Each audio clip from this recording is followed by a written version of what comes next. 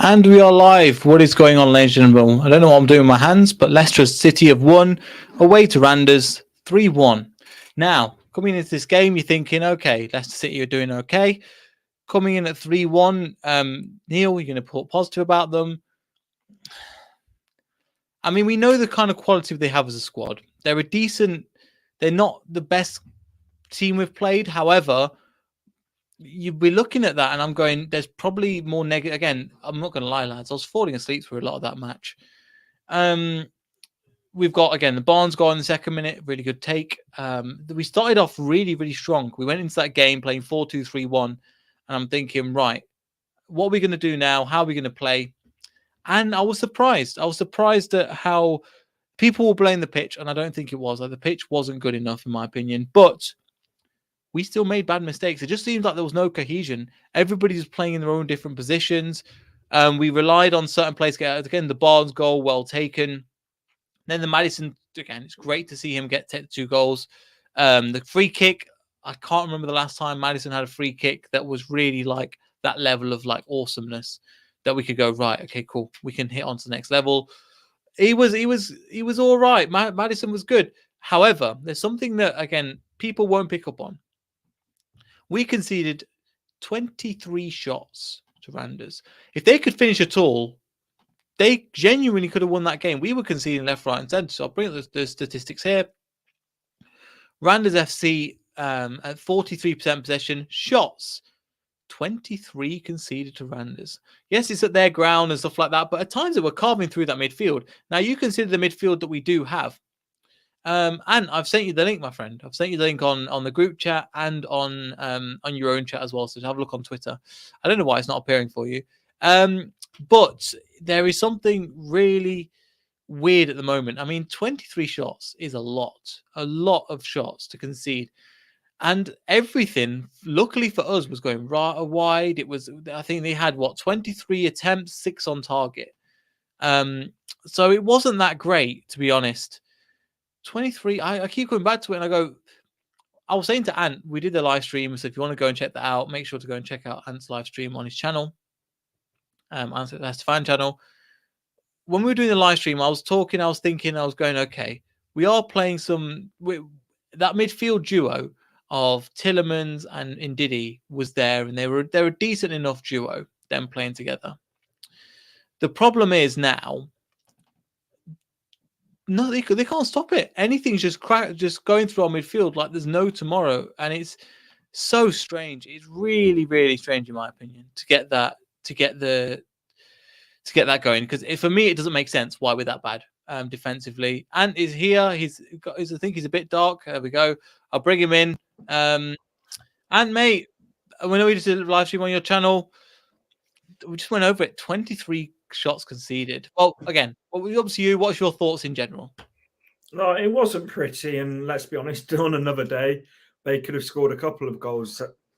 But the big underlying thing is we're through to the next round, and that was all today was about, is seeing through it through. It wasn't pretty, apart from the 2 Maddison goals. Like both of those were brilliant. Particularly the second one. I know the free kick was also brilliant, but the second goal was almost from the same spot, just the other side of the goal. But yeah, it's just, it feels almost a little bit flat, the fact that the performance was poor, but going away to Denmark was never going to be easy. And it's a weird one because it doesn't feel like a game that we've won 3-1. But yeah, because we got absolutely peppered and we didn't have a huge amount of chances. I believe we had 7 chances and scored 3, but we were clinical, they weren't, and through to the next round, which is, because I keep saying that's the main thing about cup football. Speaking next round again, that's going on the 25th. Let me try and find it. So the 25th at 1 o'clock Central Time, which again, if you're in the UK, I think that's midday. Again, correct me if I'm wrong. It looks like the Hellnick Foxes here. Lovely supporting their motor as usual. Thank you so much, lads, or whoever's doing that. That's fantastic. So there is some positives to take. Again, Maddison didn't have the best of luck. I thought he got injured quite early on, but the 2 goals he took, he's just one of them players that's a confidence player. So now that we're going into this next game against Burnley, Madison's now started to pick up form, and that it's great to see. I mean, hopefully he can get a couple more goals, and because Burnley's going to be a tough game to go to. However, Madison in form is exactly what we need. It is, and I'm not even going to look too far forward to the Burnley game. I'm just going to enjoy this for what it is. It's us winning 3-1 in Europe. Like, we've got to just sort of enjoy that, take it in, and then I think Burnley is a completely different game to this and a massive challenge. But I'm not going to look into that too much. We've got plenty of time to worry about that. Yeah, we've got time to do that.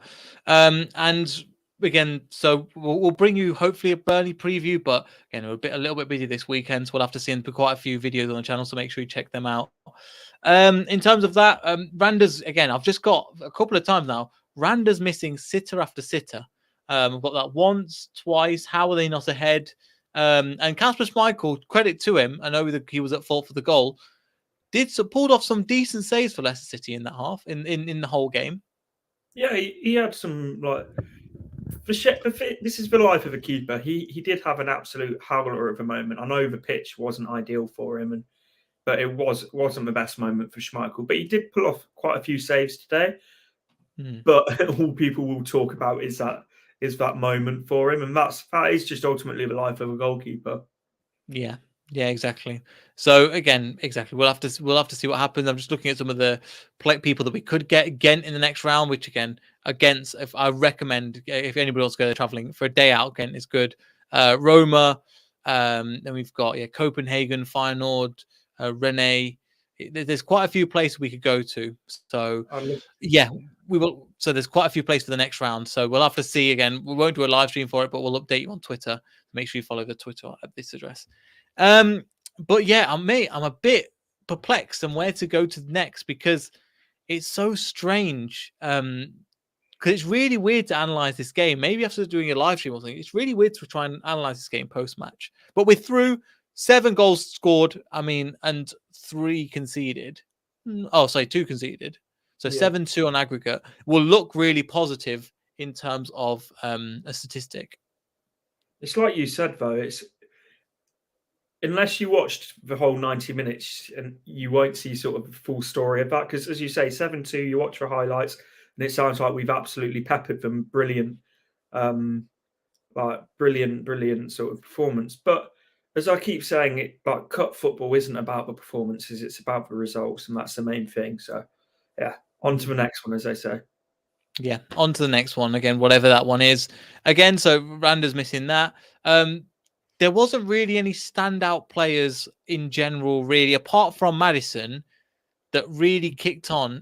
The pitch was at fault, but the team just didn't look gelled. And I think another thing as well, in that second half, we were all the way to the end of the game. I don't think we quite figured out the formation that Brendan Rodgers went to. No, I think eventually I did think I saw it as a 5. What was it? 5-2-1-2. I think. Okay. But I'm not sure. I don't know, because it seemed to keep chopping and changing. It did seem just a little bit messy and a sort of a bit like you said, Sunday League, like just sort of a bit here, there, and everywhere, bouncing around, and it was kind of like there wasn't a plan. It was just right, ball bouncing here, ball bouncing here. And one thing as well that I would mention that I kind of mentioned on your stream, the way we set up, we went hard. You're playing the double pivot of Yuri Tillemans and Ndidi, Lookman, Madison Barnes, Nacho.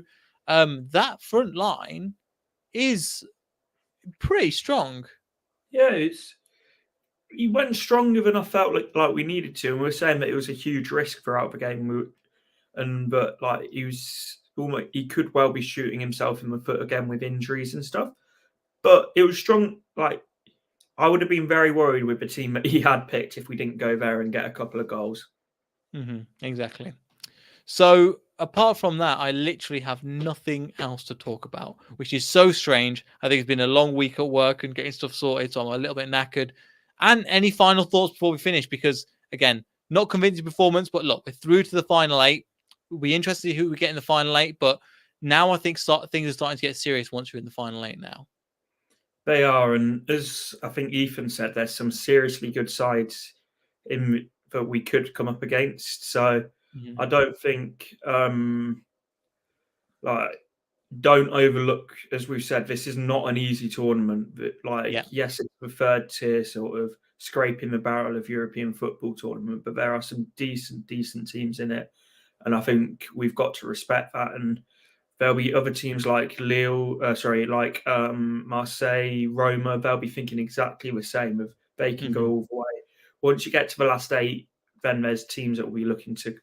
A lot of those teams will be thinking that they can go on and win it. And they can finish. Let's be honest, a lot of them can finish. That's been our problem. Hopefully, again, we don't want to rush these players back. We've seen some positive things since we last talked.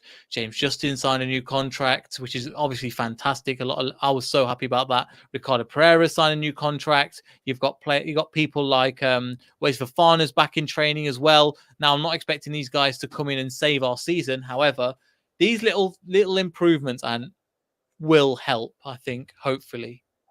Yeah, the thing is, I think the Conference League is our season, if I'm honest. The league's written off pretty much as it's just about trying to get top half now. Ethan, agreeing with what I'm saying then, about trying to get as high up in the table as we can. But if we want anything in terms of European football out of this season, that has to come from the Conference League. Yeah, it has to. Apart from that and anything else, because I've pretty much exhausted myself in terms of, because we've talked about the same things over and over again. Sunday League, we're through to the next round. Let's try and go as far as we can, aka try and get the final. I think you've hit pretty much everything there. It's strange. I never normally it's 40 again, like the Wolves one. We did it for 45 minutes. If you enjoyed the video, like, subscribe. Thank you very much for subscribing. It's actually took probably longer to set up than actually could take on for this one. We'll see everybody in the next video.